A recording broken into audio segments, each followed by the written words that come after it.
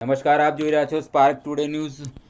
પાવીજેતપુર તેજગઢ વિસ્તારમાં પ્રસ્તાવિત four lane national હાઈવેની કામગીરીને લઈને વેપારીઓ અને સ્થાનિકોમાં ઉદ્ભવેલા પ્રશ્નોના નિરાકરણ માટે એસડીએમ પ્રાંત અધિકારી, મામલતદાર તેમજ નેશનલ હાઈવે વિભાગના અધિકારીઓની અધ્યક્ષતામાં મહત્વપૂર્ણ બેઠક યોજવામાં આવી હતી।